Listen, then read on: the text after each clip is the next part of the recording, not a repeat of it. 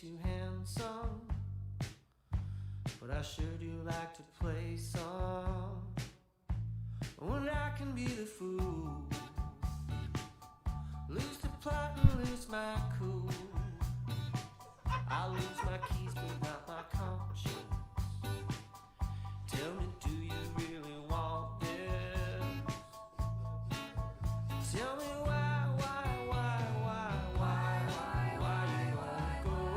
Everybody air drums, nobody air keys. Nobody air pianos. That's true. You got to get the air piano going. What's even the verb? Like air keys, air piano. Air pianos is not like air drumming. What do? I'm an air drummer. Air guitar, air piano, I guess. Air keyboard, sure. Air keys. I think you're overthinking it. Yeah, maybe.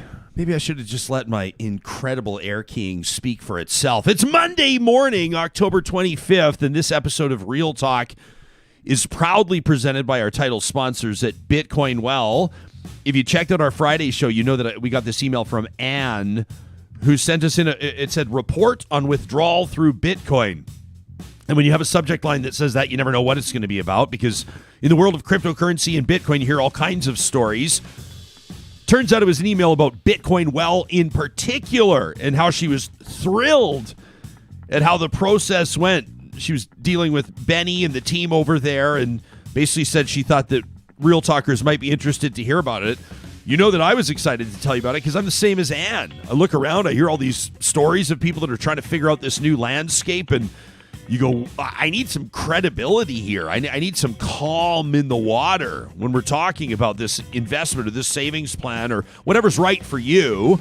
Don't buy Bitcoin based on my recommendation, but if you're considering it, go talk to the team at Bitcoin Well. You'll find them under the sponsors tab at ryanjesperson.com. Real Talk starts right now. Here's Ryan Jesperson. Great show in store coming up in just about 5 minutes' time. We're going to talk to the new mayor of Medicine Hat, technically not sworn in yet, but the mayor-elect of Medicine Hat, Alberta, Linnsie Clark. This is a great story, and you've seen her on national newscasts over the past couple of days because there's a lot to her story. Fascinating story, relatively young. Politically, I guess the word you would say is inexperienced, not as a blast against her, but she's been working as a lawyer in the city solicitor's office. Didn't decide to run until July, which is, in terms of a campaign, very late to throw your name into the hat for an October election.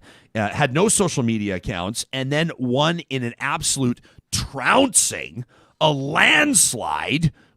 And not in a scenario where in some of Alberta's bigger cities, you'd say, well, that was a landslide in that vote. You know, Calgary, Edmonton, pretty decisive wins by the mayor's-elect there. But there was no incumbent in that race. It's a little bit different. Linnsie Clark beat the incumbent, Ted Clugston, the mayor of Medicine Hat, by a wide margin. So I'm really curious. I'm looking forward to the opportunity to pick her brain, ask her what prompted her to run. She's got an interesting perspective, having worked in the city solicitor's office. A lot of people, I think, were expecting her to drag some skeletons out of the closet in her campaign, but she ran what you might describe as a relatively positive campaign. And there's a lot to talk about. We've already got some messages from Real Talkers. I love this, like Mark Doran, who's a good friend of the show. Mark's done a lot of work for advocacy around orphan wells, and he brought us up to speed. I didn't know this about Medicine Hat. But Mark pointed out just this morning, he said this city's unique. When you read about Medicine Hat, and this is of interest across Canada, the city's got a rich and storied history, maybe heavy on the rich, when it comes to natural gas. And it's one of many Alberta towns and cities, Mark lets us know, where active, inactive, and abandoned oil wells were drilled and do exist. But the city of Medicine Hat is unique. It is also the mineral owner and the producing, quote-unquote, oil company. And so Mark's wondering, what's the city's plan? Will they dump wells and other liabilities to small companies that go broke? You've heard about this strategy, creating orphan wells. And if so, what's the plan? So I like this. This is a fastball from Mark for mayor-elect when she joins us. A lot of other things to talk about as well. We're going to talk to Byron Holland a little bit later on today as well from CIRA. That's the Canadian Internet Registration Authority. I know that many of you that tune into this show, that download this podcast, maybe you're downloading it later in the day from lousy internet somewhere in rural parts of Canada, and this is probably going to pique your interest. This is a story that matters to a lot of Canadians for obvious reasons. Number one, yeah, sure, it's annoying when you're trying to stream content. If you want to join us live here via the Mixlr audio app or streaming us live on YouTube in the mornings, it's difficult with a lousy setup. But also, what about the trends where healthcare and education and other government services are largely moving online? At least many of the options when it comes to those service deliveries moving online. It's relevant to many Canadians, and that's why we wanted to get up to speed with Byron. We're also keeping an eye on some other stories that have been making news, literally, I guess, around the world, you might say, including that absolutely brutal scenario on a film set in the U.S. just last week. We were talking about this briefly, Sarah Hoyles, this film Rust, where Alec Baldwin, and I guess, typically you would say in something like this, allegedly, but I mean, the film star has tweeted about it himself that he accidentally shot a colleague, a prop gun. Everybody, I think, knows the story by now, that was supposed to have blanks in it, and you'll have to pardon me. I'm not a gun guy. I'm not a firearms expert. Maybe some of my language might not be exactly accurate, but basically supposed to have blanks in it, supposed to be what they call a cold gun. That was not the case, obviously, and cinematographer Helena Hutchins shot and killed on that film set. Investigation underway, of course. Alec Baldwin says, of course, he's fully cooperating here. Have we learned anything new or any new information surfacing over the past few days? A vigil was held for that cinematographer on Saturday, and now, I mean, this is not the first time that bans have kind of been batted about. The idea, like, we should not have live firearms on sets of TV or film. So that idea of a ban, an outright ban, is not new, but it's definitely gathering steam because of this. I mean, I'm just kind of shocked because, little known fact, my first undergrad was in theater and drama. And one of the things is you're not supposed to ever point a gun, even if it's just a prop gun. Yeah. Never point it at anyone. Like, so even if you're on stage, you're doing a scene and you're aiming it at somebody, you aim it off to the side. Yeah. So this is just kind of like, but it also sounds like there was a lot of problems on this set. Well, it sounds like the gun discharged as he was discussing with them this is according to reports from the set, as he was discussing how he was going to pull it from his holster. In other words, he was not pointing it at, I mean, technically, of course, he was pointing it at her, it hit her, but he was not intentionally like aiming it at her, pointing at her, working out a scene where he was pointing it at her. It sounds like it just discharged as he was pulling it out. I mean, horrific all around. She was a mom, she's a wife, she's obviously a friend. I mean, it's just the ripple effect on this set. And then there's this, I don't know if it's been confirmed or not, I've seen it reported by the LA Times and others, that apparently several members of that film crew had walked off the set, citing safety concerns, in particular about firearms, hours before the shooting. Yeah, and crew members on the set had raised multiple safety concerns about the production prior to the shooting. Just horrible. And then you've got this communications giant, the Rogers family. In particular, Ed Rogers. So Ted Rogers, the founder of Rogers Communications. Everybody knows Rogers Communications, right? Like they basically own everything in Canada, right? They've got like TV stations, radio stations, magazines, online resources. Basically, they own the Raptors and the Toronto Blue Jays, don't they? Am I right on that? Or MLSE? I don't know how that all works out, but they're not full owners, but they certainly have a large share. They have large shares. Yeah. They provide internet to people everywhere. They provide mobile service. In other words, cell phone service. Are they called cell phones anymore? This is still called cell phones, right? Smartphones, cell phones? Cell phones. Yeah, okay. Phones. So basically, like, Rogers owns just billions of dollars worth of infrastructure, does billions of dollars in business every year, employs tens of thousands of Canadians, has 10 million customers, so says Martha Rogers. She's Ed's sister, also a director of Rogers and chair of Rogers ESG and chair of the Rogers Foundation. And she and her mom, so like Ted's, the word widow sounds weird to use, but, mama, like the matriarch, she's also, by the way, involved in the board. So they're all fighting with Ed, and there's infighting on the family's front. But Martha finally said, I won't be bullied, and I'm going to do what Dad would have wanted me to do, and I'm going to protect the company, and I'm going to stand up to you guys. And basically, in layperson's terms, over the course of the weekend, Ed now allegedly is throwing these like super secret quasi board meetings, trying to appoint a new board, appointed himself the chair of the board over the weekend. And Martha's laughing now on Twitter. You got to give her a follow at Martha L. Rogers. I checked yesterday. She had something like 1,500 Twitter followers. This morning she had 8,500. Now she's got 9,900. That was half an hour ago. So she's going to have 100,000 followers today. And, she tweets just 12 hours ago, I see Ed, after the super secret board meeting, has appointed himself the chairman. Says his sister, LOL. This should be taken as seriously as if he appointed himself the King of England. She then hashtags old guard down. I mean, this is major. So that's a story that we're keeping an eye on when it comes to Canada's communications landscape.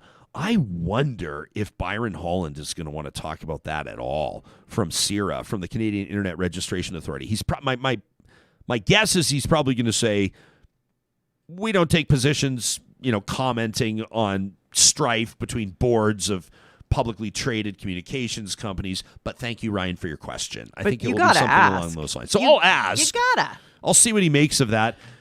And then there's some polling over the weekend as well, reported in Maclean's magazine. 338 polling. I know a lot of people will sort of roll their eyes when they hear about polls. Sometimes they're right, sometimes they're not. But it goes to show that in Alberta, there could be big change right now were an election to be held. Now, if you were to say, Jesperson, there's not going to be an election held, a provincial election, so why are we even talking about this? I would probably look at you and say, yeah, you're kind of right. It's why it's the third thing I'm mentioning today. But it's interesting because it shows that if there was an election today, the NDP would be on pace to win about 60 seats. The UCP's seat share would be more than cut in half, and the NDP would form a majority government by a mile. And so that's something interesting that we're keeping an eye on as well. And we've got some emails from you to talk at ryanjesperson.com, and maybe we'll get into that. We'll see if we get into that. It depends on how our conversations go today on the show. If we can find some extra time, because we're going to dig into the results of our question of the week as well. Fascinating one. I feel like I want to spoil something. I'm not going to spoil it. I'm going to hold on to it. But our official research and strategy partners at Y Station have sent us the so-called top sheets from our question of the week, where we asked you about Alberta's recent municipal elections. And there's a statistic in there about the percentage of real talkers that voted. And it knocked my socks off. Right across the room. Knocked my socks off. And so we'll get into that. If you're one of our Patreon subscribers or one of our supporters on Patreon, thank you very much. You can learn more about that on our website, ryanjesperson.com. You already have the top sheets in your inbox, so you already know what I'm talking about. Don't spoil it for everybody else. I'll get into that surprise coming up in just a little bit. Mayor Linnsie Clark, in just a moment, of the city of Medicine Hat, I wanted to remind you that our friends at Friesen Brothers right now, they know that Halloween's fast approaching. And you may have left it until now, which is totally fine. As far as I'm concerned, you're still ahead of the curve when it comes to securing Halloween candy, things like that. I haven't started yet working on my costume, which is slightly problematic. My family tells me my costume's going to be a lot of work, and so I got to get set on that. It's all the more reason to go visit Friesen Brothers at their 16 locations across the province of Alberta. You know the BOGO, buy one, get one? People love their BOGO offers. Well, Friesen Brothers offers BOOGO. I thought that was pretty good. Coming up to Halloween, it's BOOGO. Jeez. Buy one, get one on selected products. A great deal for Halloween at Friesen Brothers. 16 locations, always Alberta-owned and Alberta-grown. A big shout-out to our friends at St. Albert and Sherwood Dodge as well. They're so excited, I know, and if you've been talking to them, if you're in the market for new family wheels, whether it's a minivan, whether it's the Ram 1500, I mean, just back-to-back Motor Trend Truck of the Year. Maybe it's something out of the new Jeep lineup, that new Grand Cherokee L with the third row of seating. They've got selection back on their lots. They've got trucks arriving literally every day, bringing in more new rides. It's a big deal because for the last year, selection's been at a minimum at dealerships across Canada. October is their biggest sale of the year at Sherwood and St. Albert Dodge. Well, she, a week ago today, was elected as the next mayor of Medicine Hat by a landslide, in fact. To many, she is not a household name, whether you're a Politico or not, but many are intrigued by her story as we welcome making her Real Talk debut today, the mayor-elect for Medicine Hat, Alberta, Linnsie Clark. Thanks for making time for us. It's great to see you. Thank you for having me. Great to see you as well. I'm excited to hear your story because if everything that I'm hearing and reading is correct, you were through the month of June and even into a bit of July before you even decided to run. This is like a whirlwind campaign. Yeah, it was. It sure was.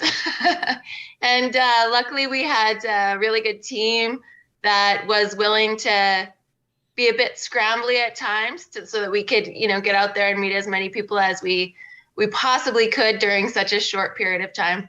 You had you'd done some work as a lawyer working in the city solicitor's office, and you'd been somewhat critical of some of the ways that the city had been doing business with regards to attracting investment or whatever. And I'd love for you to clarify. But was there something? Was there that moment, that tipping point where you saw something or heard something and went, "That's it, I'm running"?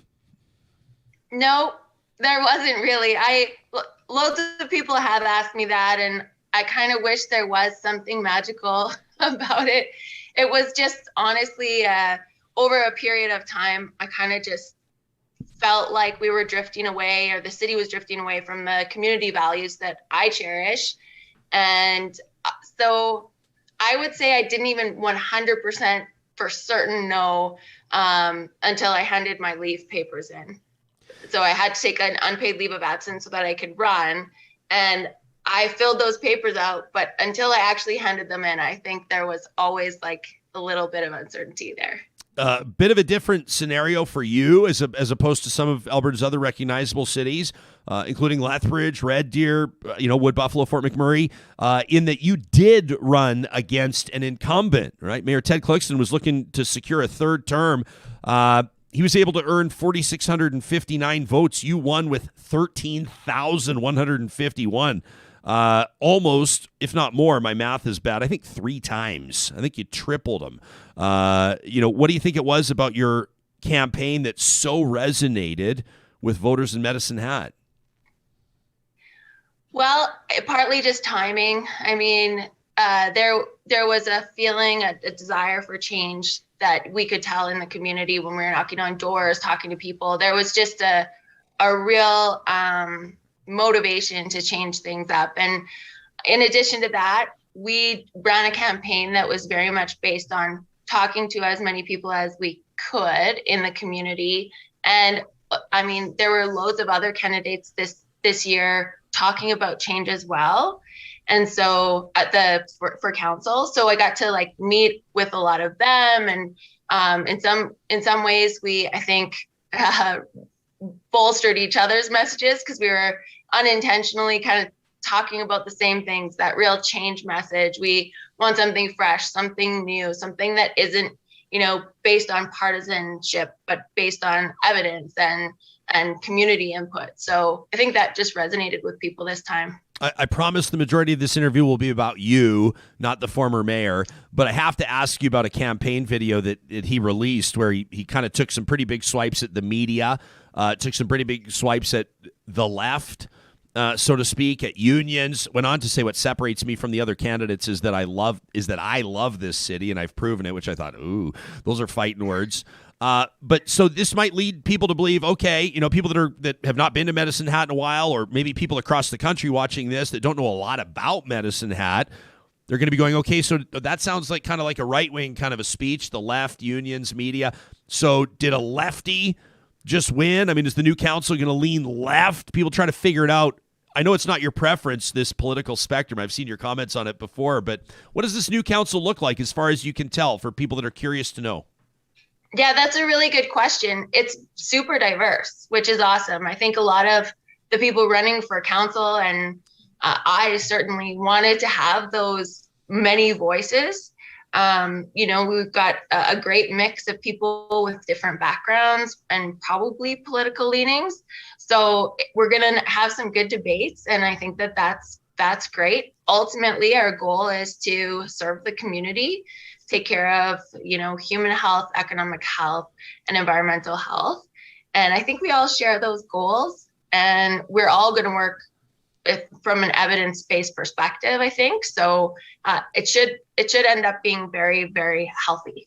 How would you describe Medicine Hat today to people that are either unfamiliar or could use a little reintroduction?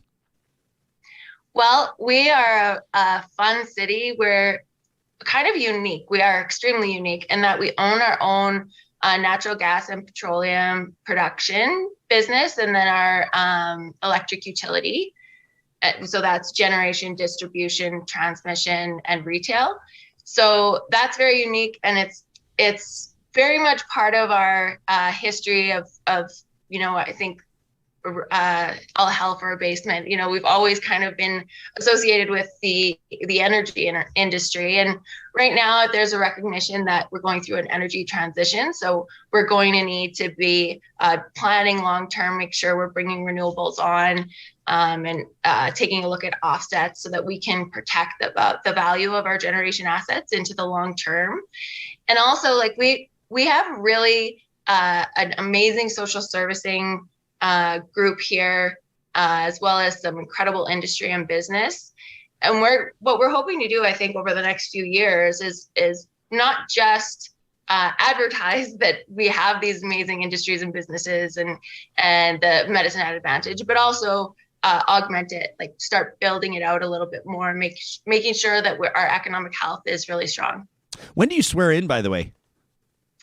November 1st. November 1st. That's going to be a big day. I mean, and it sort of gives people an idea, I think, of what it looks like, because there starts to be buzz around top priorities and first orders of business. And we've had some moments on this show in the last week, that's for sure. I asked Mayor-elect Gondek in Calgary, what's her first order of business in Calgary? She says to declare a climate emergency. And the internet exploded when she said it, which was fascinating. What's yours? What's the very first thing that's going to move across your desk? Well, we have to do some strategic planning for sure. So the council is going to have to meet throughout the next couple of months to start talking about where we want to be as a community long term. And then that involves some public participation as well. And until we have those real firm community goals, I think I know probably what some of them are going to be. Like I said, we got to have long-term planning around our electric utility. We have to develop a long-term economic development strategy, which we don't have right now. So those are two big things. And then, of course, the housing insecurity, mental health, and substance use. These are not obviously strictly municipal jurisdiction, but they are affecting our community in a very serious way. So those are three that we heard come up a lot. And then, of course, we have also a recreation plan. Not, of course, you wouldn't know that, but we have a Parks and Rec master plan coming up very soon in the new year that we'll have to take a look at and kind of determine where we want our parks and recreation to go over the next little while. This is why we do these interviews, so we can find out about these things, learn about these things. Everybody's going to learn a little something about Medicine Hat today. I hope that's the case for sure. Voter turnout in your city up 40% from 36% in 2017. In other words, it more than doubled. That's wild. What does that tell you about Medicine Hat right now? That Medicine Hat is awesome. I think that's great that our voter turnout is up. And, I think more people are interested in practical politics right now. And I think when you see voting going up like that, it's obviously because, there's an increased interest and people are kind of tired of being divided, I think, a little bit. So I think maybe people came out to support, and if you look at some of the other candidates that got elected, just practical politics, like serving the community in a real practical, responsible way, not so much fomenting division or focusing on division, but really trying to bring the community together. Well, it's fascinating to see across the province the electoral results and I think even people, a lot of times when, quite frankly, let me just say, Mayor-elect, like when people hear the words Medicine Hat, oftentimes they're hearing it when I or other media commentators are describing the riding where now independent MLA Drew Barnes works, right? Cypress Hills, Medicine Hat. That's when people hear Medicine Hat. And then they go Medicine Hat, Drew Barnes. And then they Google Drew Barnes. And then they're like, wow, okay. And Drew's been on the show several times. And I'm not trying to beef with Barnes. I'm just saying people may have a certain preconceived notion about what Medicine Hat is all about. And you could say the same thing about, the Farkas vote in Calgary or the Nickel vote in Edmonton or what have you.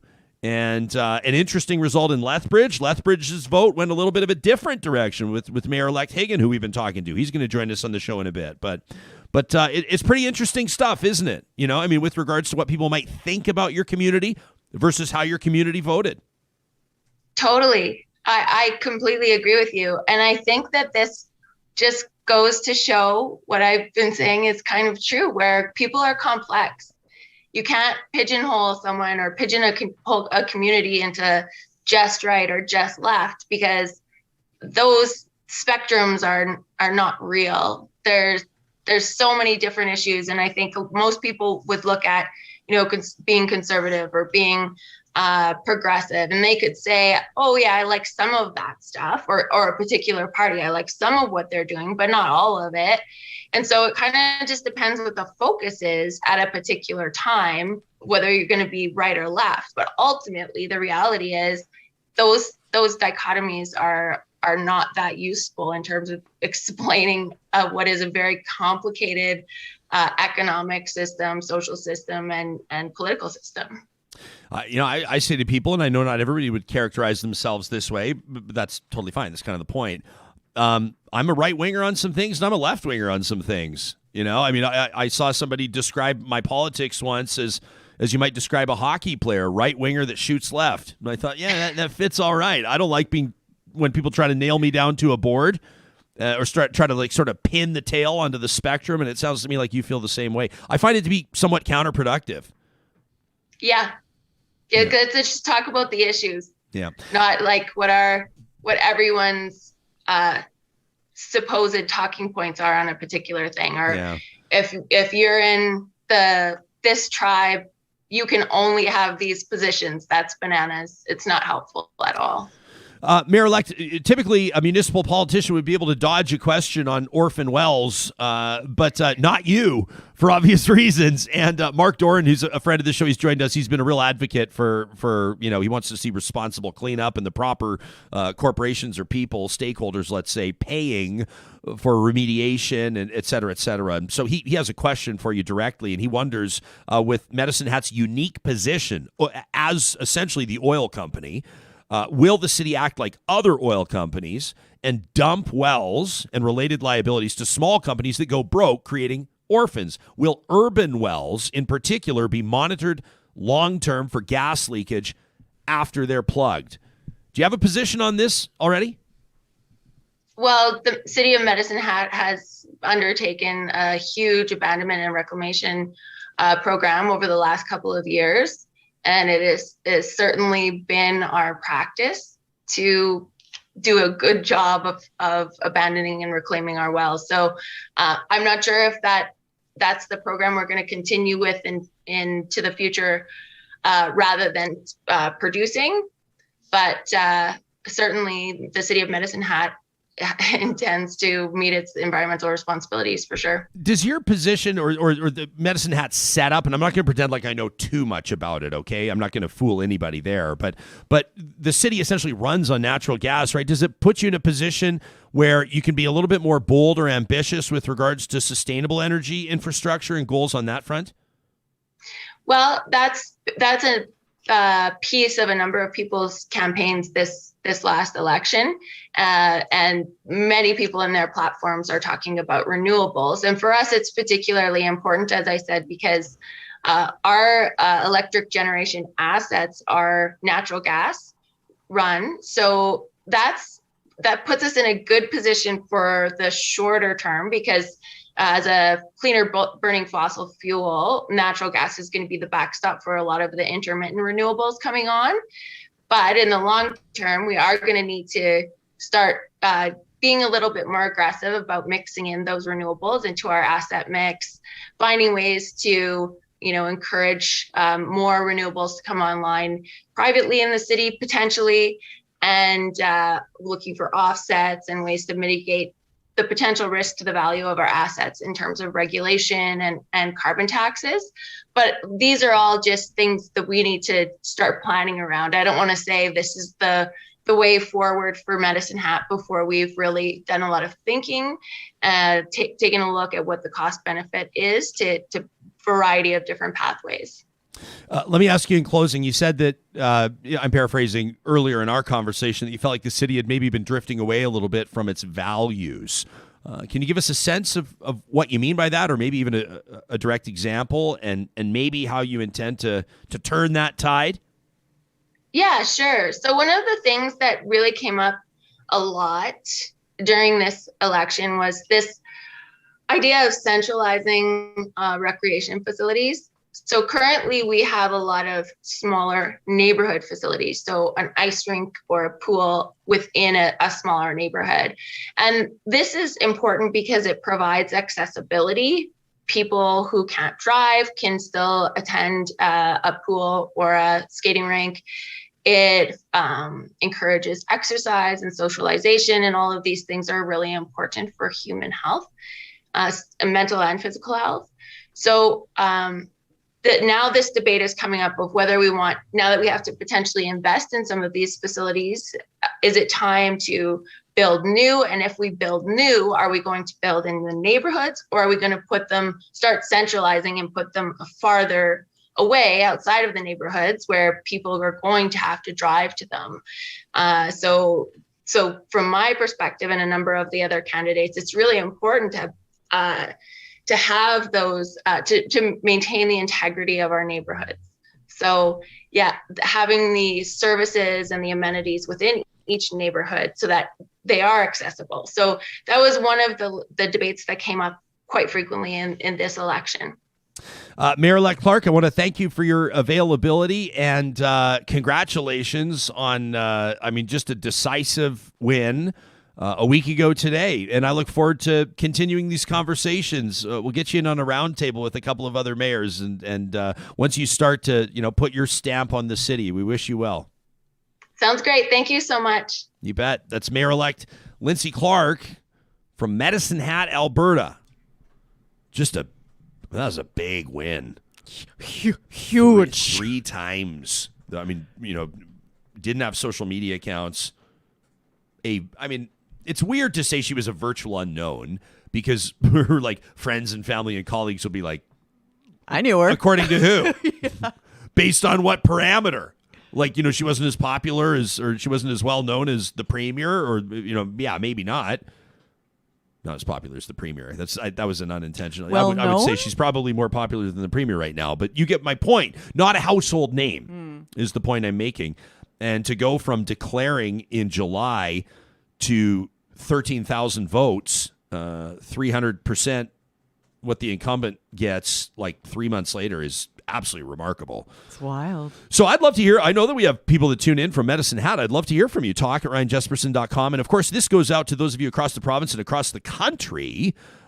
We know more about issues that matter in your communities when you tell us about these issues, when you let us know who you'd love to see on the show, when you let us know about interviews you'd be interested to take in here on your favorite podcast. Thanks, everybody. On your favorite live streaming show every weekday morning. This is a huge week, by the way. I tweeted about this. I'm so excited about this week. You might have heard of him, Mark Messier. They say, they'll always say arguably, because you can't say this definitively, but arguably the greatest leader in the history of organized sport. What? He's on the short list. Some people will have their own nominations. Some people will say, well, what about this person? What about this athlete? And we'll go, okay, yeah, they're pretty solid too. But Mark Messier is so respected, and I would say revered in the National Hockey League, that they named the Leadership Award after him. It's the Mark Messier Leadership Award. So not only, you don't say, well, he won the award. No, they named it after him. It's like the Rocket Richard Trophy for goal scorers. You know what I'm saying? It's the same sort of a thing. He is the guy. So he's going to be joining us. So excited for that. Bruce McCullough, Kids in the Hall alum. They've got some cool stuff going on. In my mind, one of the funniest shows of all time. Bruce McCullough is going to join us on the show. Ian Hannah-Mansing, no big deal. If maple syrup on butter melted on fluffy hot pancakes was a voice, it would be Ian Hannah-Mansing's voice. And he's going to join us this week on the show. And Dr. Jody Carrington makes her return as well. So if you subscribe to our Sunday email, I want to call this up really quick if I can find it. Why am I doing this to myself on the fly? If you subscribe to our Sunday email, it's free, obviously. You can sign up by just scrolling down to the bottom of the page at ryanjesperson.com. You can subscribe to it. It's your way of knowing, first of all, the highlights from the show last week, and then, of course, what's coming up on the show this week. And so you can sign up. We'll tell you a little bit about what you may have missed. We do a great job, and by that I mean Sarah Hoyles does a great job of linking to some of the interviews. You have to check out Reverend Michael Koren last week. How good was that? Jesse Wente, Anishinaabe writer, talking about his new national bestseller, Unreconciled. That was an incredible interview. It prompted our positive reflection for today, by the way. Ooh. Positive Reflections is just one email today because it's a longer one, but it's amazing, from Jerry. And I'm really looking forward to it. That was prompted by Jerry checking out Jesse Wente's interview. But we also let you know about some of the other interviews that are coming up, including, as you know, Ian Hannah-Mansing has mentioned. I'm just going to mention that Ian Hannah-Mansing is on the show. So Mark Messier is on the show. Who? So you may have heard of him. He's the anchor of The National. Oh. Mm-hmm. I hear some. And his name? Some Canadians from time to time tune into this show called The National, anchored by a guy called Ian Hannah-Mansing, who's going to be on the show. Oh yeah, and Mark Messier. But some other really great stuff as well. The reason I'm specifically mentioning our Sunday email, we call it our Real Talk Sunday message, as a matter of fact, is that we love to feature at right near the end of the email a review from somebody that reviews our podcast. And sometimes it's from a day ago, and sometimes it's from 10 months ago, and they're just reviews that mean a lot to us. So this one from Danone26, yes, like the yogurt, Danone26 says gives us 5 stars on the podcast. Thank you. And says, I'm ready for conversations. Conversations that discover, conversations that challenge, conversations that inspire. Bring it, Jespo. I am ready, says Danone. I hope everyone else is too. Do you notice the date? I did notice the date. It was launch date, November 23rd, which was awesome. So we invite you, please, to rate and review our show. It really helps us out with regards to ensuring that more people check out Real Talk and join us on this journey of what we're building. But also, you might see your review featured on a Real Talk Sunday message. Again, you can subscribe to that for free by scrolling to the bottom of the page at ryanjesperson.com. Our friends at Grand Dog Essentials Quality Raw Food would love for me to remind you that they're about more than just raw food. As a matter of fact, if you go onto their website, granddog.ca, don't forget to use the promo code promo code REALTALK to save 10% off at granddog.ca. Real Talk, the promo code to save 10% off your first time order. Scroll down to supplements under the Shop Now link, and you'll see supplements that can help your dog protect, digest, and more. A daily probiotic. Maybe it might help out with allergies, protection against food intolerances, a recurring ear infection, skin problems. Remember that testimonial we read you last week? And then the digestive stuff for like older dogs or dogs with chronic pancreatitis. That's a real thing. Chronic acid reflux. Our boxer Moses is dealing with that. These supplements, and you can find them all at granddog.ca, are going a long way to help out furry family members all across the province. Door-to-door delivery via granddog.ca. Also, a big shout out to our friends at Eden Landscaping. You know, I was talking a couple of weeks ago about how the team at Eden spends the fall into the winter months doing a lot of the planning work. They plot out these, beautiful projects. You don't have to hire a landscape architect. When you go to them, it's a one-stop shop, right? At landscapeedmonton.ca. Well, they reached out to me and said, you can also remind Real Talkers that some construction can carry on through the winter no problem, including these 3-season rooms that a lot of people are building, plus like the pergolas and the gazebos, the covers over maybe your outdoor eating station. So many people I see getting these outdoor pizza ovens. It's like the new thing everybody seems to be getting. They're getting more and more affordable. Why not put a nice, I don't know, cedar pergola over the top? I should stop now because I'm not the ideas guy. That's why you hire Eden Landscaping. You'll find them under the sponsors tab at ryanjesperson.com. Well, still to come on the show, we'll take a look at the results of our most recent question of the week.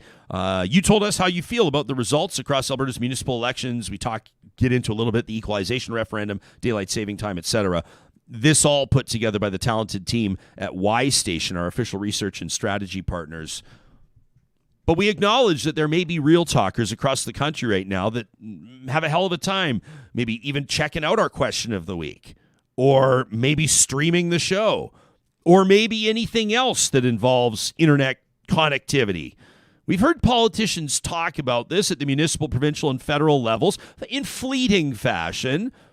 We hear that it's a priority. But even in recent conversations around reconciliation, for example, the reality rises again that rural Canadians right now do not have the reliable, high-speed or broadband internet connections that many would agree are essential to operate these days. Byron Holland is president and CEO of CIRA. That's the Canadian Internet Registration Authority. CIRA manages the .ca domain name registry and advocates for a trusted internet for Canadians. Byron, welcome to the show, and thanks for making time for us. Great. Well, thanks for having me. I suppose, and I shouldn't say something like this, our technical producer Sam's going to just roll his eyes when I say, I suppose the guy in your position's got to have the most rocket-fast internet of all time to be able to do it. I mean, you're speaking on behalf of CIRA. This thing better not be skipping frames. Where are you talking to us from today? Well, I'm speaking to you from my home, where I definitely have pretty good internet because I'm in an urban center. And yeah, sure, back at the office, which we're at from time to time now. Sure, yes, it's pretty rocket fast, and we're very fortunate on that front. You get your team together and you say, we better have the fastest internet on planet Earth if we're going to maintain our credibility. But listen, all joking aside, I through my career in talk radio and now doing this, I mean, it's been a recurring theme from rural audience members saying, talking about how frustrating it is that they don't have reliable high-speed internet. How much of a problem is this across the country right now? Well, I think it continues to be a huge issue for those who have to live with it, but certainly from a Canada perspective, it continues to be what I think is one of the preeminent issues that politicians have to face, because we're talking about fundamentally the foundation of everything that we build upon now. So whether it's business, schooling, healthcare now, socialization, let alone entertainment, almost all of those elements in some way, shape, or form are built on the foundation of the internet. So you got a crappy foundation, all of those key elements are built on, a soft spot. And we just can't have that if we want to be a progressive nation in a digital economy. So Byron, I don't want to take anything for granted and assume that we all understand what the problem is here. I would imagine a big part of this is still physical infrastructure, right? And actually laying physical cables or putting up physical towers, stuff like this. I mean, what does remedying this look like? And it is, of course, a challenge, right? And there isn't actually a silver bullet for this. We live in the second largest country in the world. We're relatively small population, certainly for the size of the country. And we do it in a northern climate. I mean, those are a lot of tough elements for which internet service providers have to build their networks and infrastructure. But yeah, as you just said, putting fiber in the ground, cable in the ground, connecting cities, towns, villages, and even individuals in remote and rural areas is an expensive proposition. The good news is urban centers, where, to be fair, the majority of us live, are relatively well connected.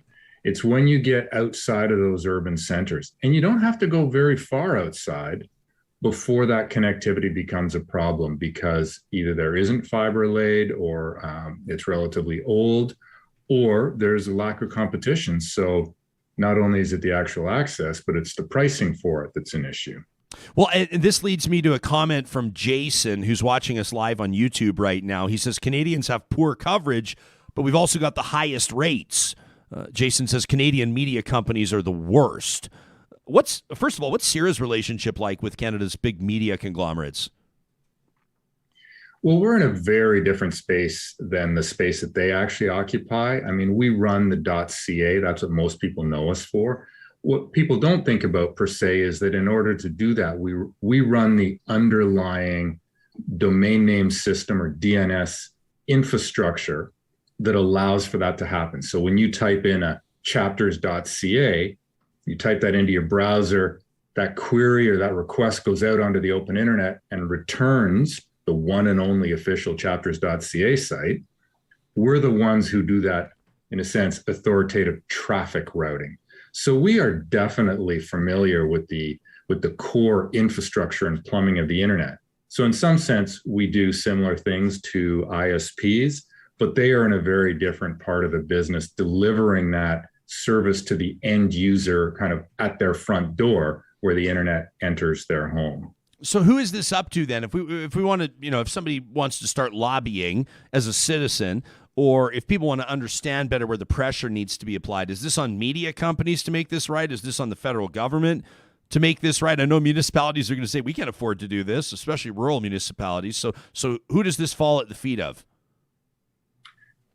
The challenge, of course, with a complicated issue is there is no one person responsible for it all. But clearly at the federal government level, there is a responsibility for policies, strategies, and funding.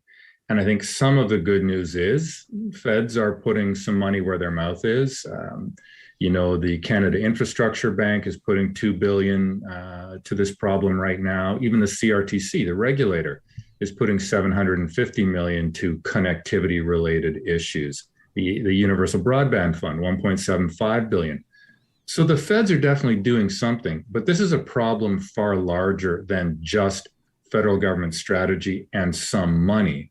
The ISPs themselves are absolutely responsible and do have infrastructure programs, but they are private for-profit companies. And to be fair, they have to, they're responsible to their shareholders. They are going to invest in infrastructure that has a return on investment. There are large swaths of Canada where that will be a very difficult proposition. And that's where you're starting to see some other forms of connectivity take shape.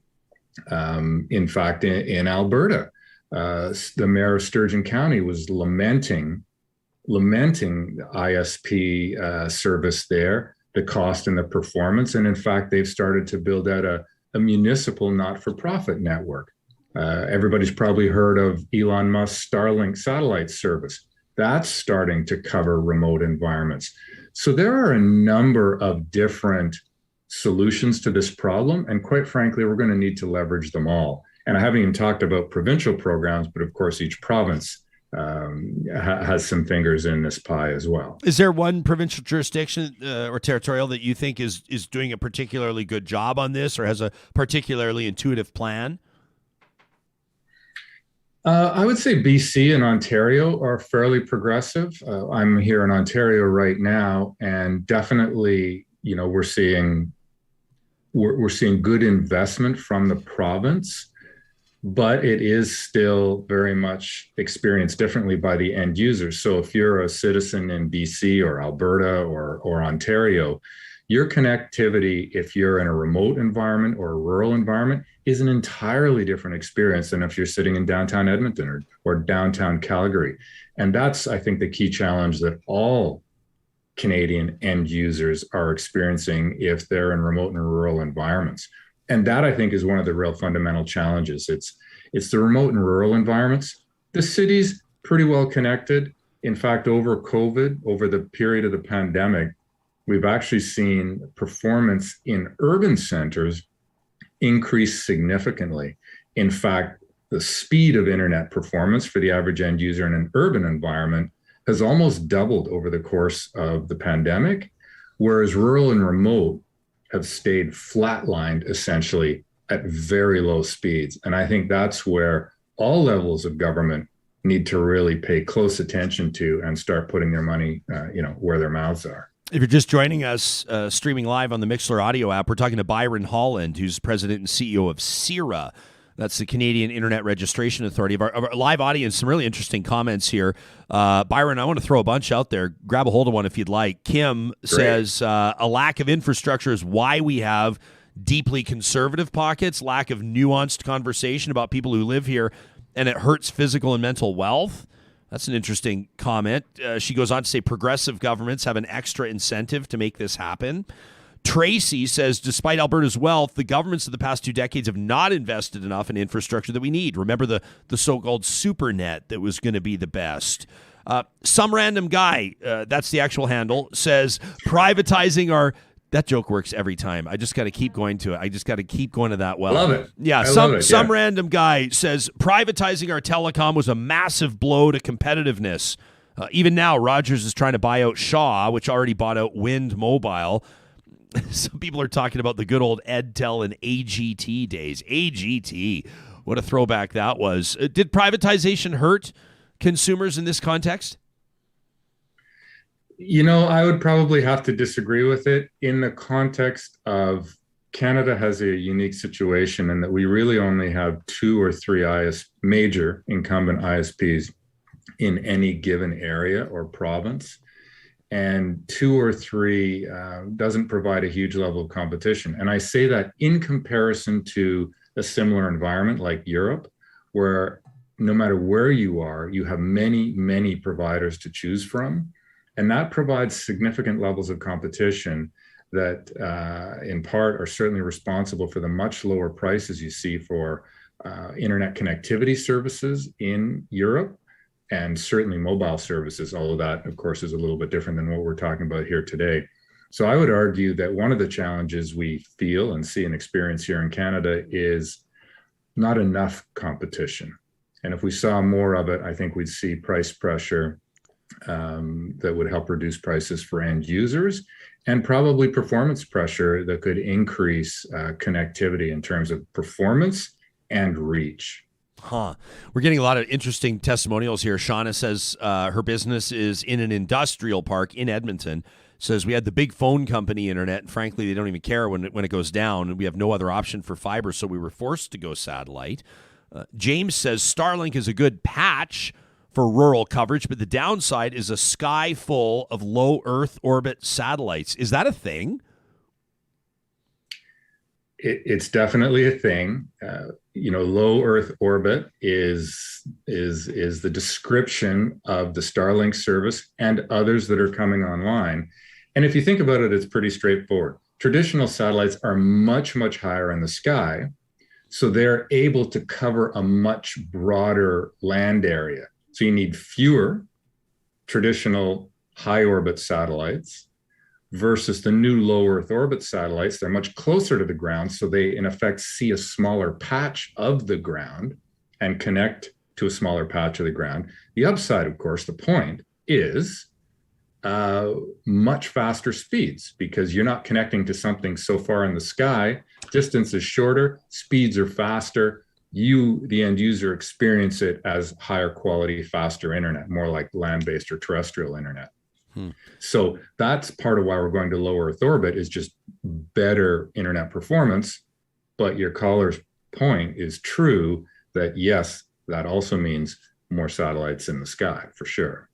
Logically speaking, who's watching right now, wonders and has a question about something that I don't know anything about, Byron, so I'm throwing this to you cold.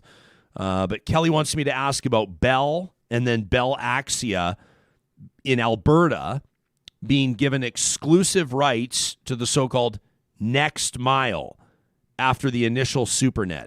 I have no idea what Kelly's talking about, but it sounds to me to be somewhat interesting.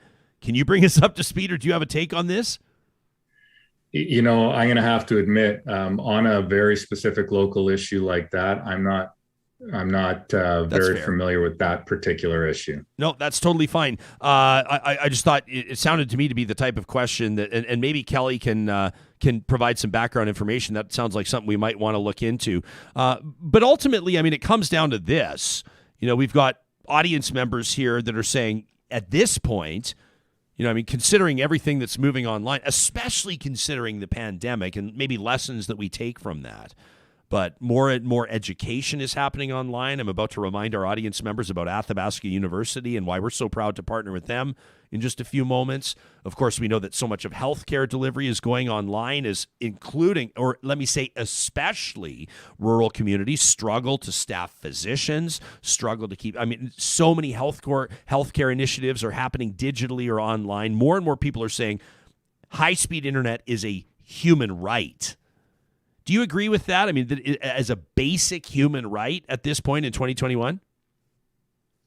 Well, I think in 2021, we're probably at the point, like much of Canada was the better part of a century ago, when we were electrifying Canada. And many urban centers had electricity and rural did not. And it took intervention and government level intervention to essentially force the electrification of all of Canada and provide those services to all Canadians, even in remote environments. Because we can't expect pure private sector for-profit actors to do it all. We do need government intervention, particularly in those low density, rural and remote environments. And the internet is no different than that. But look, you just said it. Almost everything we're doing has been forced online because of the pandemic. And there's the stuff that we used to do. You get your book from chapters.ca or other e-commerce shopping.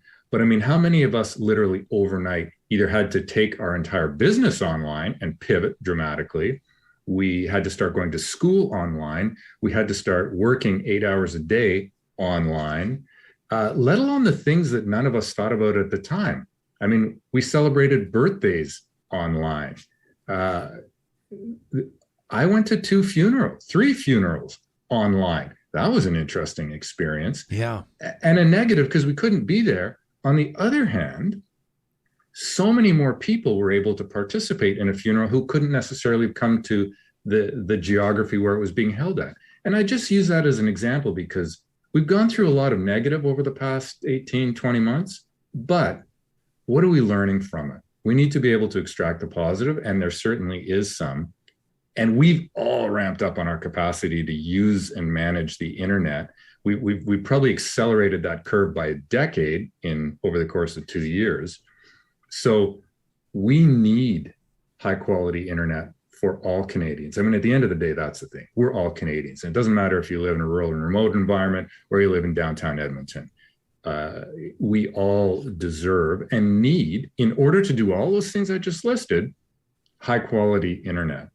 And one of the things is, and certainly for your listeners and subscribers, the age-old axiom, right? You can't manage what you don't measure. So one of the key things is just measuring internet performance. So it's not a subjective interpretation. It's what is the actual performance of my internet here in my home, here in my business.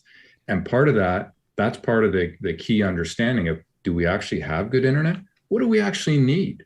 The CRTC, the regulator for these issues, says that all Canadians should have what they call 50-10 service. What that means is 50 meg download, 10 meg upload. And that's how much data can you download in 1 second or upload in 1 second.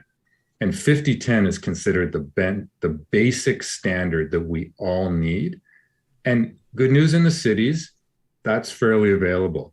The issue in rural and remote is we see through our own proprietary research, and there's other research that says the same, it's about 5 meg download. So 1/10 of what the CRTC, our regulator, says every Canadian should have.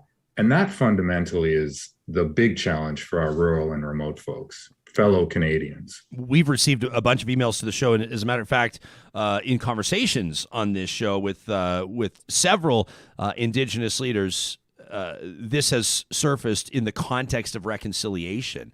And the basic premise, which I think is for the most part undeniable, is that Indigenous people in Canada cannot participate in society without reliable internet, and on many First Nations reserves, it simply does not exist.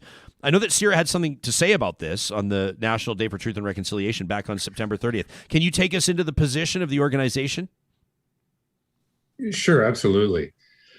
At the end of the day, I think what you just said is absolutely right. I mean, many First Nations folks live in remote or rural environments, and they experience the same challenges as anybody in a remote and rural environment. It's just not good quality internet, not high performance internet.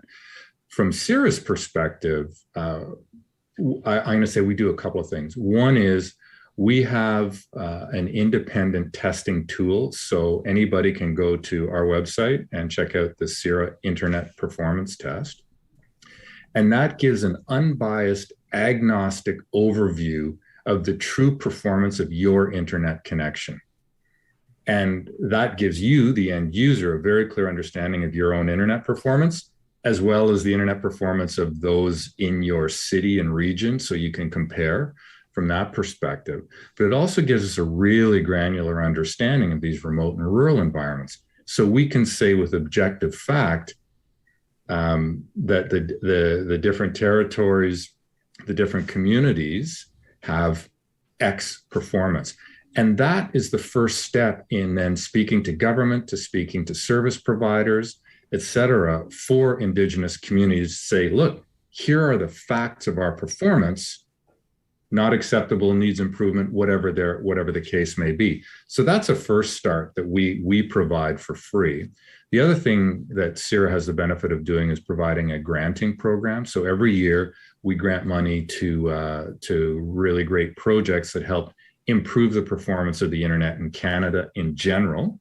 But we also are very focused on the Indigenous community. And over the last number of years, we've worked with over 1,000 different Indigenous communities, helping them measure their internet performance, as well as helping them build out internet infrastructure in their own communities. In a sense, those sort of private networks that help deliver higher quality, better internet to those Indigenous communities. So we do it on the two fronts. One is get the facts, allow those communities to have good conversations, and then actually help fund some small and really, really interesting, innovative, and worthy projects. Gilles, with an interesting comment, says you got to make the comparison to roads.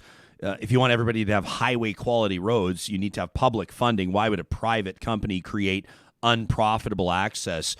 I might also say, and I think that this is maybe a little bit more direct of a comparison, the entire existence of the Canadian Broadcasting Corporation, the CBC, its mandate at its core, at least at inception, was to ensure that Canadians, or people in Canada everywhere, had access to media, to information, to the news, so to speak, and to a certain degree, as a parallel storyline, had the right to have their stories told to the rest of the country. And that's why I think a lot of times you could look at where the CBC might be unprofitable in certain areas of Canada, whether that's just with broadcast reach or with journalists stationed there. And I'm not here to argue on behalf of the CBC or to crack against the CBC. I'm just saying that its entire mandate circled or centered around that premise, that idea of access for everybody, regardless of profitability. Do you see kind of a parallel storyline there, either with roads or with the CBC? Absolutely. And I think that's why, this is complicated. If it was simple, it'd be done. It's not simple. In high density environments, the internet service providers can generate the returns that they need to satisfy their shareholders in traditional for-profit environment. But in rural and remote environments, that's a very difficult proposition. So we need other solutions, because people in rural remote environments, they're Canadians too, and they deserve and need internet to participate in Canadian society, Canadian economy. So then the question is, how do we get that to them? And that's going to require multiple solutions. But one for sure is the intervention of senior levels of government, be it the federal or provincial, and sometimes at the municipal level too, where they have to step into the breach where it doesn't make sense for the private actors to ensure that that last mile, or in remote environments, last 100 kilometers, gets connected to. And it won't be just fiber in the ground. Right now, at this point, fiber in the ground is going to consistently deliver the highest quality internet. But that's not the only solution. We talked about low Earth orbit satellites and others. It's going to require many different solutions in order to ensure that everybody's connected. Look, the CRTC, the Canadian regulator, has said that we want to have 95% of people connected to high quality internet by 2025, and essentially 98%, or everybody who wants it, by 2030. But if you're one of those people in a remote environment, 2030, that's a long time away to be connected with good quality internet connection. So I think we need to think about, we as citizens, and expressing it to levels of government, how can we get connected faster? How can we be more innovative, more creative, and quite frankly, possibly add some more money to it so that all Canadians can participate in the internet economy and internet society far sooner than 2030.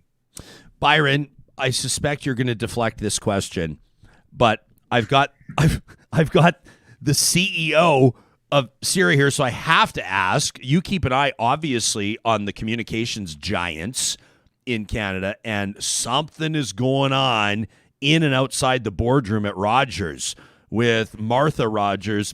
You knew I had to ask you. I know your body language, you're going to deflect, but I have to ask, Byron. Martha, so one of Ted's daughters, who's a director on the board, is calling out her brother Ed. She says she has the support of her mom, Loretta, who's also obviously involved in the company. And she says she's going to protect Ted's best interest, what he would have wanted for the company. She suggests that Dad would have fired his son, that Ted would fire Ed right now based on what he's doing. What do you make of what's going on? And does it concern you that there could be some disruption with regards to the governance of one of Canada's biggest, if not Canada's biggest, communications company? Well, Ryan, you're definitely taking me outside of my sweet spot. But I, like everybody else, quite frankly, is probably riveted by what essentially is a family drama, right? Yeah. No matter how big your business is, it all comes down to being a family business in this case.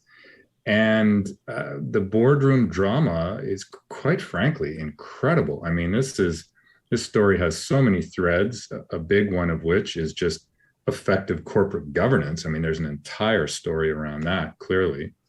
And there's very much a family drama, which, can you imagine what Christmas dinner is going to be like this year? I would love to see what Christmas dinner is going to be like. I suspect there may be, just like there's going to be two boards at Rogers now, apparently, there will probably be two family dinners too. That's probably best for all concerned, actually. Yeah. But no, here's the thing.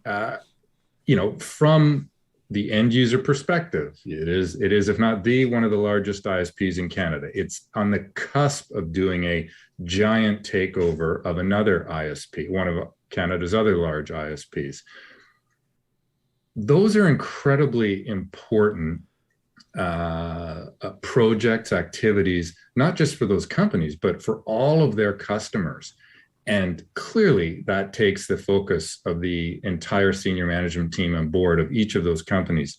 So, if the eye is off such a critical ball as that kind of a merger, clearly that's not good for any end user, any customer, Rogers or Shaw, or quite frankly, since they're big enough, most Canadians who use the internet. So obviously not good for their family, and not good for the average end user, let alone the shareholders of those organizations. Hey, thanks for taking the question. I appreciate it, Byron. Before we let you go, Sam, can you put them on full screen so the audience, those that are tuned in on YouTube, can see what we're talking about? Some compliments we're getting from the audience members on your Ansel Adams piece. Love it. I'm a big fan of his work as well. But everybody wants to know, and this is not an unusual question on Real Talk, did you paint the piece of art that's over your right shoulder? Is that your work?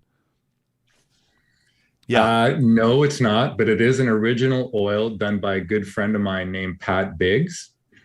Some of you may recognize that name. He was multi-time Olympian, national team alpine ski racer, and a bit of a Renaissance man. He's an engineer by trade, World Cup and national team athlete by passion, as well as painter. So my good friend Pat Biggs did that one.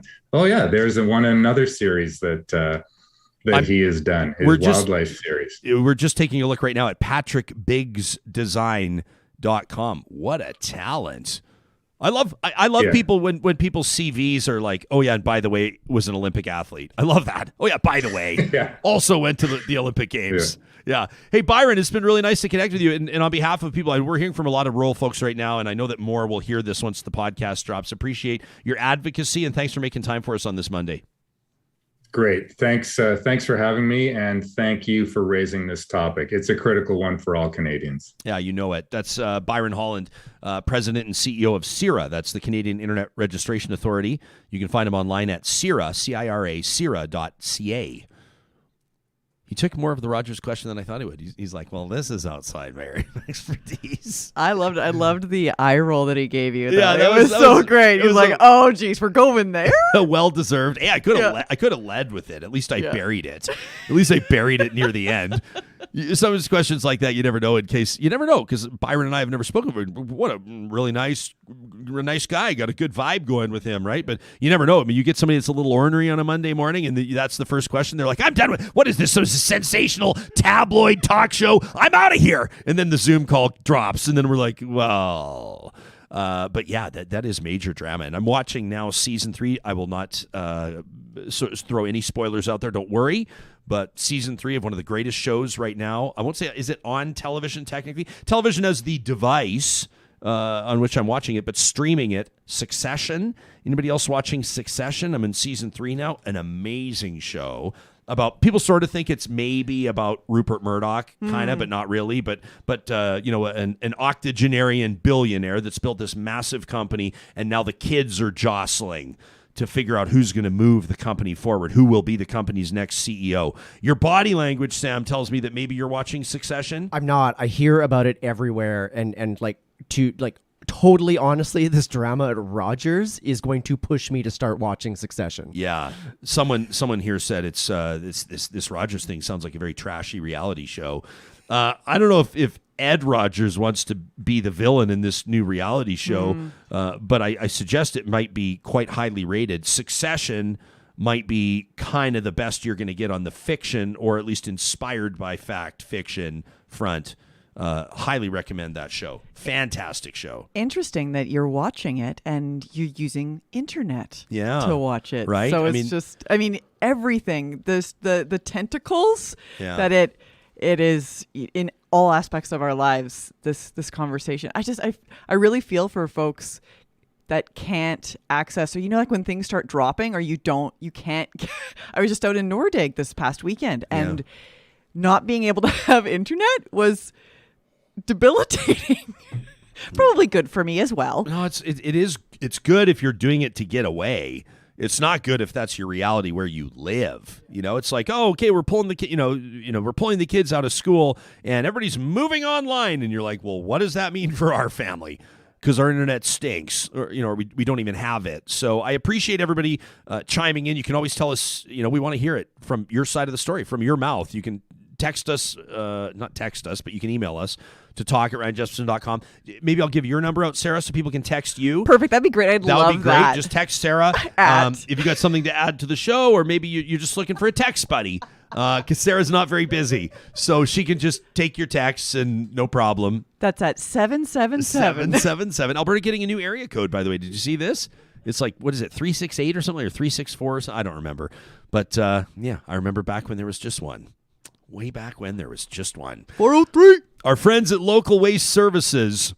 Was Edmonton the 403 back in the day too? Everybody was, right? Yes. And then Edmonton went to the 780. So Calgary's like the OGs. Calgary in southern Alberta. I remember when they rolled out the new area code, they distributed stickers that you could put on your phone that was a map of Alberta that showed this half is 780 and this half is 403. And then 587 came in. Yeah. Right? And then, but it's not. They stopped being regional at that point. Yeah, they're not regional. Exactly. So you could get the new one and...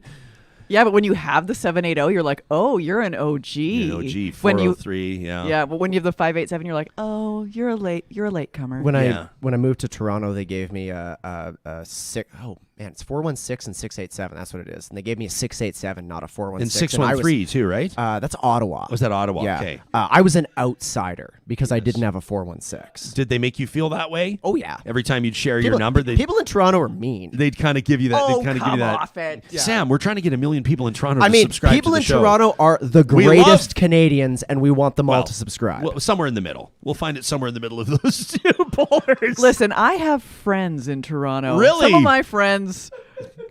I have friends in Toronto. It's okay. I'm going to stop it there. Our friends at Local Waste want to remind you that for a quarter century, they've been family-owned and operating, keeping it local in the business of construction, commercial, and residential waste and recycling collection.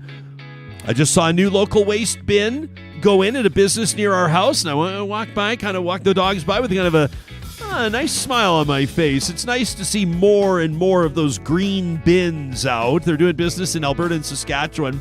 The cool thing about the way that Local Waste is operating, and if you know Chris Labossiere, if you know Lauren, if you know Mikkel, the CEO over there, Mikkel Pelche, they're all about the business in the sense that they're always looking for opportunities to partner and grow. And so they want us to let you know that if you're looking for a bin, either temporary or more permanent, they'd love to talk to you, earn your business. But also, if you see an opening in your community, you think your community is underserved in the business they're in, they're looking for entrepreneurs to partner with all the time. You can find them online under the sponsors tab on our website or go directly to localwaste.ca. A big shout out to our friends at Westworld Computers. I was in there just the other day. I was pretty proud of myself for walking out with dropping 3 figures, not 4, which is a big win when I go into Westworld Computers because there's always something cool in there that I'm looking to upgrade, like that Series 7 Apple Watch. They've got them. They've got the new generation of iPad, that 6th generation, of course, the supercharged MacBook Pros and those new iPhone 13s, the iPhone 13 Pro and the Pro Max, of course, as well. Plus, service that you can be not only proud of dealing with this company, but also rely on. They've been fixing Mac products for more than 40 years at westworld.ca.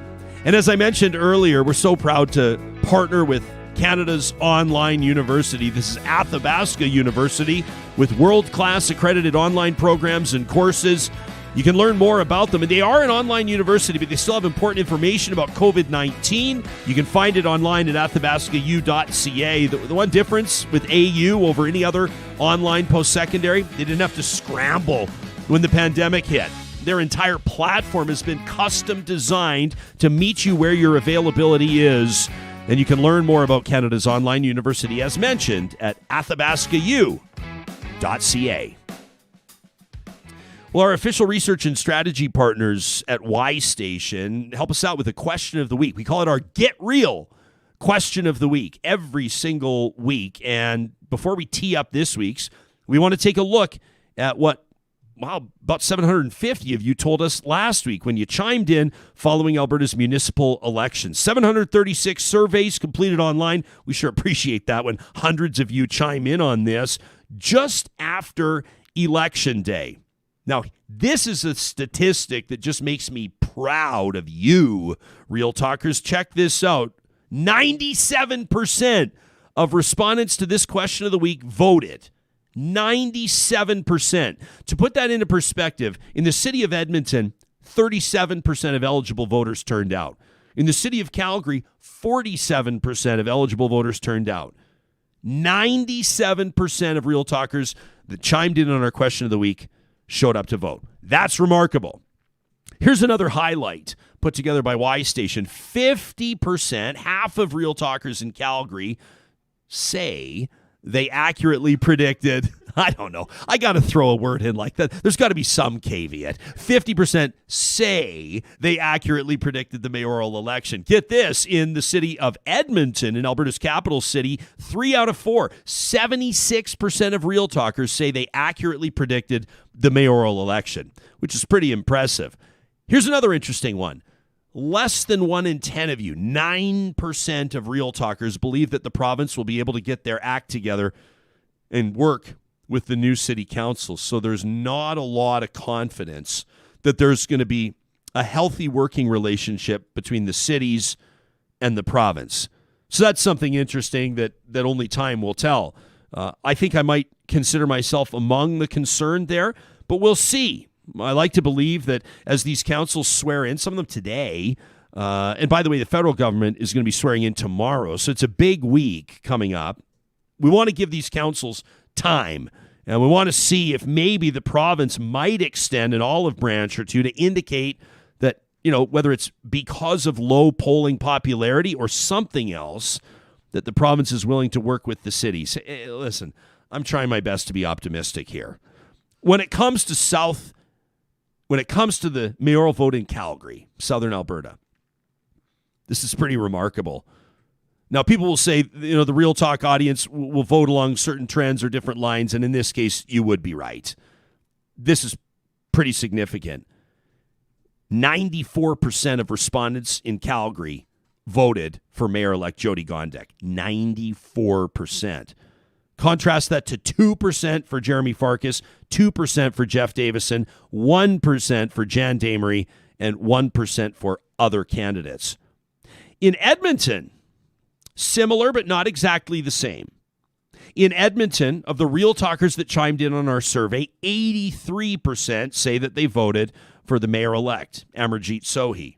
7% of Real Talkers that chimed in voted for Kim Krichel, who finished third in the race.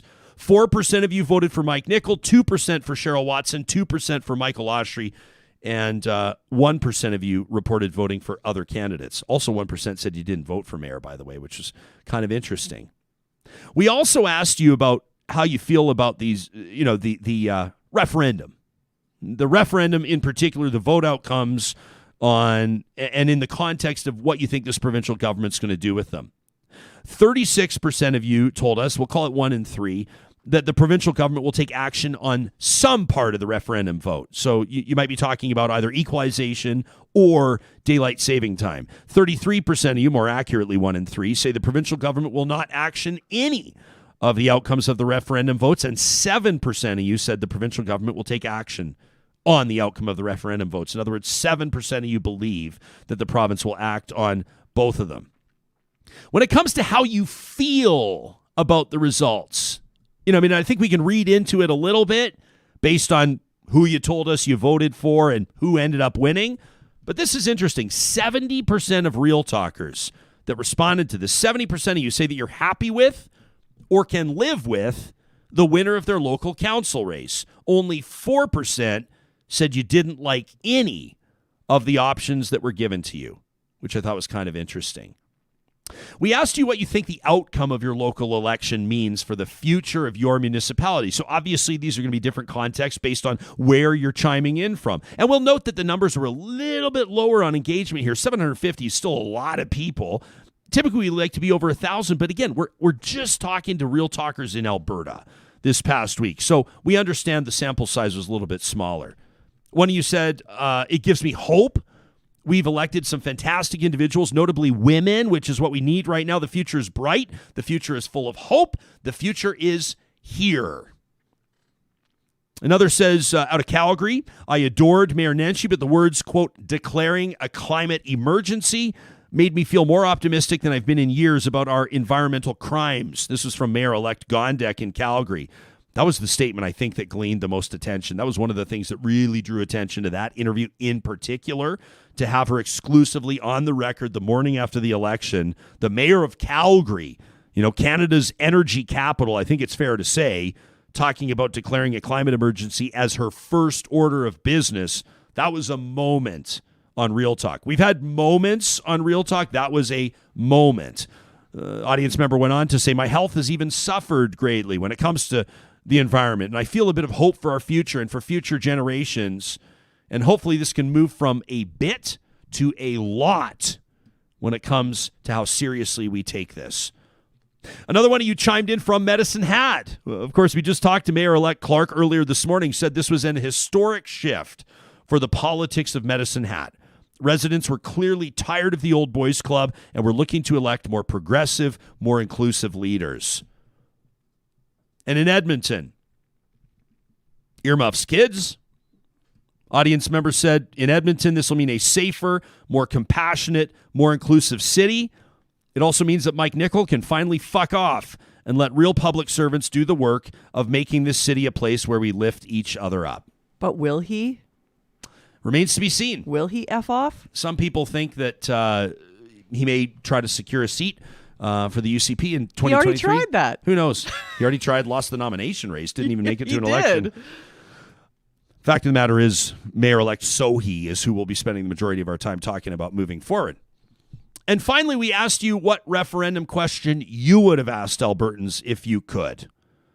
One of you wanted to see a referendum around a provincial sales tax, a PST of 2%. I thought 2% was a little low.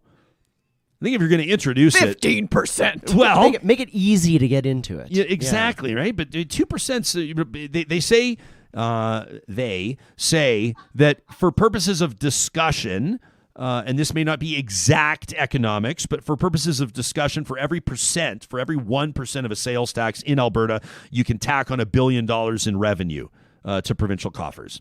So if you want to make up for a approximately $5 billion budget shortfall. And again, these are moving targets. So I don't think you want to act sort of in reactively. You want to be proactive. But I think, a 2% sales tax, if you're going to be the government that introduces a provincial sales tax, you're going to want to put some thought into how you do it. Right. And I think probably saying, like every other province in the country, we're going to introduce a PST, but ours is going to be lower than all the rest, might be a way to get it done, or might be a way to sell it to the people. Other people call it the third rail of provincial politics in Alberta. In other words, you step on it, you're dead as a politician. Some people think that it's sort of that poisonous apple. Interesting. Yeah, the third rail, they call it. I know some of the wisdom around, setting prices is you don't want to set low and then raise them. Yeah. You want to raise them. You want to have them set a little bit higher if you anticipate doing a sale of some sort. So you'd be Brian Mulrooney, bring in a 7% GST, then be Stephen Harper and roll it back to 5%. Yeah, because then you're the hero. Yeah. Right? I mean, to me, I'm also like, well, where's this money going to go? Is it going to go to the war room? Because if it's going to the war room, I don't know that I need a PST right now. Yeah. Another said, I'd like a referendum about coal mining in the Eastern Slopes. One of you wanted to see a referendum question about building a high-speed rail network between Calgary and Edmonton. I think you could even expand that. I mean, I know it would be super expensive, but some people have said, why not connect southern Alberta to Calgary? Why not connect Fort McMurray to Edmonton? That infrastructure could go between more than just the two largest cities. Yeah, I think so. I've been wanting high-speed rail for a lot of Albertans have been wanting high-speed rail for decades. And I mean, you're right. Edmonton, Calgary is a logical corridor to start with, but like Lethbridge all the way up to Fort McMurray. Yeah. What's further south, Lethbridge or Medicine Hat? Whichever one's further south should be the terminus. Yeah, well, you could run it down to Cardston. Sure. Run it down to whatever. Man, it's been a while since I've been down in southern Alberta, like Waterton area. What a beautiful water skiing or wakeboarding in like near paddleboarding out there. But it's freezing cold, but it's beautiful. It's just wonderful. Haven't been down there because they had the big wildfire that sort of took down their tourism center and everything. I know that rebuild's been happening in a beautiful part of Alberta. Here are some of the referendum questions I would like to see. These are not my words; these are yours, Real Talkers. But these are the ones I agree with. Number 1: should we bring back Red Robin restaurants? The answer is yes. Here's another one. How much of a good boy is the puppy? With options A, so much, B, all the good, or C, yes. The bestest boy. Bestest boy. One of you wanted to see a referendum. Did I already mention coal mining in the Eastern Slopes, which I thought was good? Another wanted to see referenda on provincial delivery of universal pharmacare, childcare, and dental care with federal support and cooperation. See, these are the questions that this premier, or for that matter, I mean, this isn't exclusive to Jason Kenney, but no premier is going to put on referendum questions that fly in the face of their political leanings or their political priorities. Not a chance. Yeah. You think Jason Kenney's going to risk having 85% of Albertans say they'd like to see cooperation with the feds on pharmacare? Are you kidding me? Not a chance. So there's no way that happens. And then one of my favorite questions that Chris and the team at Y Station ask you, anything else? One of you said, I'm just glad the election's over. I'm happy for Mayor-elect Gondek. One thing I dislike, however, is election signs. They're bad for the environment. They don't serve a purpose. I disagree with that. Says, if anything, I think they should be allowed on personal property only. Yes! It's okay to show who you support, but I can guarantee nobody will vote based on a sign that they saw on a boulevard. I disagree. That same person says, now if we could just get rid of Councillor Chu down in Calgary. Big demonstration yesterday. Yeah, huge, and lots of representation from political, including the folks. mayor-elect that was there. Wow. She said she thought it was important to show solidarity. We're going to be following that story, goes without saying, obviously. Another one of you said, for my wife and I, the past 2.5 years have really called into question whether or not we want to raise our kids in Alberta. Edmonton's home, but we're gravely concerned about the direction this province is heading in education, healthcare, childcare, racial inequity, environmental issues, and more. But watching these elections, watching the results roll in with our 3-month-old baby sleeping on my chest, I couldn't help but feel a surge of hope and optimism for this city and the future it could provide for our daughter. That's amazing. I saw somebody else post a photo last Monday, and it was just like a first person, like a POV, a point of view shot, a photo from behind I don't know, is this word 100 years old? Behind a pram? Do you know what I mean? No, like if you're in Australia, that's what you call them. That's what they call it. Yeah. Like a stroller, but fancier, like a bassinet on wheels, a pram. Right? A stroller, but fancy. Yeah, because like strollers, and strollers are. Like anybody gone? Like if you haven't gone shopping for a stroller, oh my! You can get a stroller that's $2,000 is not even like that big of a deal, and you can get strollers for $50 too on Kijiji. But it's true. I know, Sam. You're looking maybe a little bit cynical right now, but you just wait one day if maybe you go stroller shopping. I'm not cynical. I'm terrified of having children. Just based on. I mean, I'm not terrified of having children. I'm terrified of having all of these, like, okay, sorry, a $2,000 stroller. Like, does it have Bluetooth? Like, what do you get in a $2,000 stroller? It's very safe. Not a lot. It's lighter, which is a big deal, as you come to learn. And they have like little, like, I don't know. I mean, our stroller is pretty amazing because we had the generous help of my parents with it. But like the one thing it has that's pretty unreal is a cup holder. You also have to be careful with how you use a cup holder on a stroller. Why don't lawnmowers have cup holders? Yes, liability. Yeah. And so strollers are allowed them, but not lawnmowers. I would recommend no matter what is in your travel mug, that a stroller with a cup holder should always have a travel mug as opposed to a can, if you know what I'm saying. But you'll be happy and relieved to know that the stroller bounces around so much that you can't put a beer in there anyway, because then it just goes flat. You know, a beer that gets sort of like loosely shaken all the time? No bueno. Good to know. Good to know. And of course, I'm only talking about walking, not driving, to be clear. We know we're going to get someone send me an email talking about drinking and pushing a stroller. Absolutely. And, that's exactly what happens. But yeah, seriously, strollers are like... Anyway, I can go off on a tangent here. To be in the stroller business is a good business to be in. We need a sponsor. Well, and there's going to be a lot of people right now that are going, wait, we've got a stroller in our basement we haven't used forever, and maybe you can make somebody's day, put it on your community marketplace or something like that, discount it for the families that could use a stroller that don't have $1,000 to spend on them. Another one of you, with regards to takeaways, said the Alberta referendum questions were confusing, divisive, and wasteful. The daylight saving time question confused many people on what they were voting for or against. It should have been simple. Do you want to change time or not?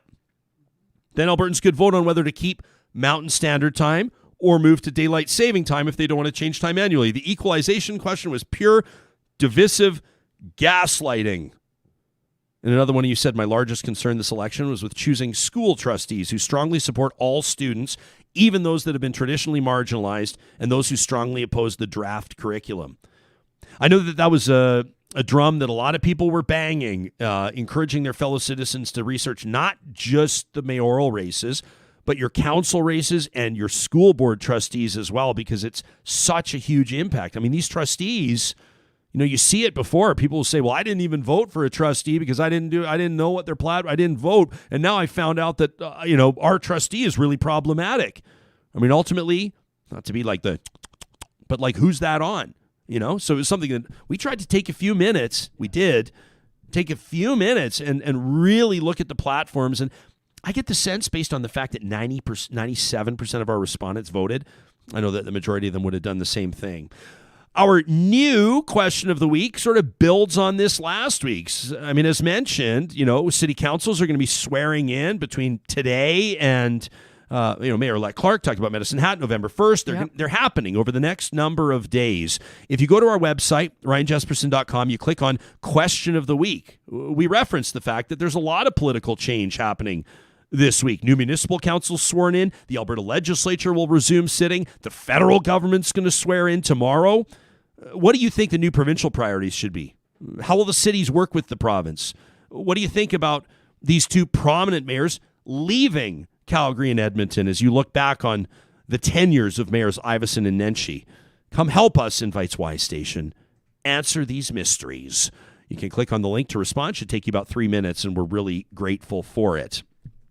Coming up in just a second, positive reflections. I'm really looking forward to that. But first, I wanted to remind you how proud we are to partner with the team at Park Power. We're about a week away. We're just over a week away from November 1st. Why is that significant? Because every month there's a limited availability when it comes to the fixed rates. A lot of people take a look at their utilities and find a little bit more stability, a little bit more predictability when it comes to signing up for fixed rates, but it's not automatically available. So if you're a partner, if Park Power is already delivering your utilities, your services, you might want to take a look at that online. You can compare rates, of course, find out what's best for your family. And if you're considering signing up using the promo code 2021-RealTalk to save $70 on your first bill, it's something you're going to want to look into through part of that sign-up process. It's never been easier. You can find out all the details online at parkpower.ca. We also wanted to remind you on behalf of our friends at the Dairy Queens of Northwest Edmonton and Sherwood Park, that's Baseline Road, Y Gardens, Westmount, Newcastle, Nemeo, and Palisades, that Miracle Treat Day is coming up this Thursday. That means that every single cent that they collect on blizzards is going to the Stollery Children's Hospital. How great is that? If you've been looking for an excuse to buy 85 blizzards and hand them out to all your friends and neighbors, Thursday is the day. Again, it's the Dairy Queens at Palisades, Nemeo, Newcastle, Westmount, and Baseline Road. And of course, they're doing free delivery if your order's big enough. You'll have to call them and check in, and you can get into that on the phone. We're really proud of them. I mean, they don't want me to say the exact number. They're being somewhat vague to me because they're that way. They're somewhat private. But I can tell you their contribution to the Stollery in past years is high six figures. Like big-time contributions from the Dairy Queens of Northwest Edmonton and Sherwood Park. So cool. Every Monday, we remind you how proud we are to partner with the team at Kuby Energy. They're providing solar energy solutions to power your life. They're a full-service contractor for residential and commercial solar power systems. Last week, I was showing you some pages from their Instagram. They're doing amazing stuff on farms across BC and Alberta and even beyond. They've got 2 offices in Edmonton and Kamloops, so they can provide full installation crews across Western Canada. Now, each and every Monday, we also get our week started off on the right foot, thanks to our friends at Kuby Energy. We tell your stories. Submit it to us via our email inbox, talk@ryanjesperson.com. Stick around right now as we get into our positive reflections. Now, typically there will be a few stories of someone paying it forward or a random act of kindness or maybe even a photo or video that made you smile. But today's entire feature is going to be dedicated to this email from Jerry because it's amazing. Jerry says, I caught your interview with author Jesse Wente last week, Ryan, and your candid sharing of your childhood interactions with your schoolmate, Bo, and the obvious emotional depth that it carried. It reminded me of an exceptional interaction I recently had with a former schoolmate. Jerry says, I grew up in a very small Saskatchewan town, our grad class, 20 students. There was no internet, 2 channels on TV. We used to spend a lot of time outside. I got large glasses in grade 2, and I wore clothing from a thrift shop. Not an ideal costume for fending off bullies. You know, there wasn't a lot with, when it came to control. Around that age, we enjoyed freedom of access, biking, walking around town, but we were also really isolated in the sense that if you didn't fit in, you were screwed. And so these were like the same kids you grew up with from grades 4 to 12, and I was not one of the popular ones. And even though I was white, I was subjected to ethnic slurs. I didn't find out what WAP meant until I was in my 20s. And the kids used to chirp me about my dad's job. He spent his life devoted to the Department of Highways. It was a government job, and this must have come from the parents, because how the hell would kids know to make fun of a guy based on what his dad did? You know, I learned in my later years, in my 20s, about the stress my dad saw in his job. Every winter for 37 winters, he'd go out when the weather was the worst. He'd clear roads to keep travelers safe. He was usually the first one on scene at grisly accidents. But I digress. I graduated in the mid-90s, and I'd not gone back to town except for 2 funerals of classmates. One of them ended with a really negative interaction. My parents moved, and then I really had no reason to go back. The positive memories were vastly overshadowed by an overall sense of anger and resentment after years of bullying. Says it's been very sad for me. But fast forward to recent times. We lived in Cold Lake. We were invited by friends there to attend a wedding in BC, and we met these friends in Cold Lake and didn't know much about their prior lives. And to my astonishment, before the wedding at the Friday night party, I see a face I'd not seen in almost 20 years. He was a year older than me in school. We quickly reacquainted on a surface level. He was actually family of the wedding party, and we shared pleasantries through the night, both talking about this wild coincidence, how 2 small-town Saskatchewan boys would wind up at different places in Alberta and cross paths at a wedding in BC. Toward the end of the evening, he tracked me down. Within the melee of the party, with people swirling around, music and drinks and dancing, he apologized. He apologized for the way that he had treated me growing up. And I said, we were kids and we were trapped in a small town, and what could we do? But he pushed through that to the reality that had obviously been bugging him for a while. That even though the situation was what it was, that he had been a jerk and that he did nothing to make my life better and in fact made it worse. And I realized that what he really wanted me to know was that he knew. He knew what he'd done. And he said to me that so long ago he knew that it had power.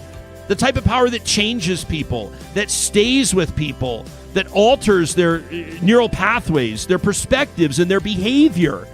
And maybe there was some self-serving element to it, and that's not lost on me, but that moment at that party changed my life. It changed me again, in fact, and this time for the good. I made sure he knew on many levels how his words affected me, from my still present deep emotional pain to all my subsequent relationships. He gave credence to the suspicion I've always had that people do know how their actions affect others, and they do think about it later. They do reflect on it, and it can change them. It was a heavy moment, a moment I'll never forget, and I've used it as validation in my own quest to right my own past wrongs and to do less harm in the world, to be more reflective, more positive, to speak up when I can drive change. It's part of my journey, an actionable, measurable journey that forces conversations, debates, education, and real talk. That night was incredible. With a few small words, that person initiated a chain of events that will have positive impacts for years, if not generations, through my children. And it shows it's never too late. That, says Jerry, is the power of real talk. Absolutely incredible, Jerry. I've got chills. Thanks for sharing. You can be like Jerry and send us an email, your positive reflection, to talk@ryanjesperson.com. Coming up on the show tomorrow, we are working on getting journalist Brandy Morin to join us. She's been covering right there on the front lines, so to speak, that Ferry Creek blockade. We'll take a look at her remarkable videos and hear the stories that the rest of Canada needs to hear. Plus, we're going to find out more about the future of Alberta's energy industry. How much do you know about geothermal? We'll ramp it up on Tuesday's show. In the meantime, make it a great Monday. Thanks for hanging out with us today, and we'll talk to you soon.